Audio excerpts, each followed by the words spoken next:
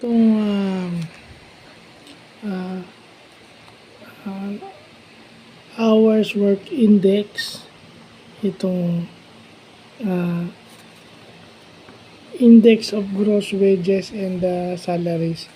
So yung index of hours work, ito yung tinitignan sa isang lugar, yung aggregate, yung pinagsama-samang oras ng lahat ng empleyado sa isang kumpanya o sa isang lugar.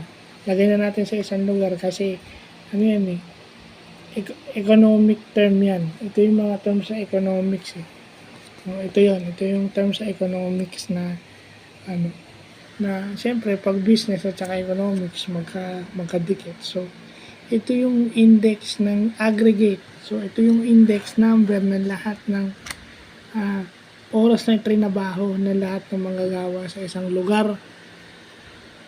Lagyan na natin sa lugar, hindi lang sa isang kumpanya, sa isang lugar. Halimbawa, sa Metro Manila, yung index of hours work ng lahat ng nagtatrabaho doon nakalagay.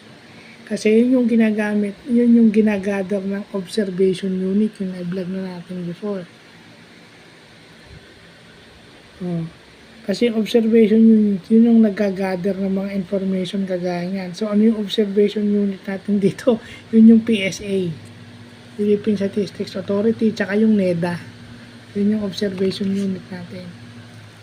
Yung NEDA, yung NEDA, di ba? Yung kasi yung dito sa atin, yung National Economic Development Authority, yun na yung statistical unit tsaka observation unit pagdating diyan. So yung index of gross wages and salaries, yun naman yung index sa kumpanya, yun yung index number ng lahat ng pasweldo at benefits ng mga empleyado nakasama sa payroll. Halimbawa, namamasukan kayo dun sa isang company, kung kasama kayo sa payroll nila, nandun yung lahat ng kung magkano sweldo nyo, kung may natatanggap kayong benefits, ganyan. Nakalagay yan. So, ang hindi lang kasama doon is yung agency. Di ba? Kaya nga maraming kumpanya ang kumukuha sa agency kasi mas less yung babayaran nila. Less yung gross less yung babayaran nila sa gross wages kasi ang magbabayad nun is yung agency, hindi sila. So, yun yung rationale behind that.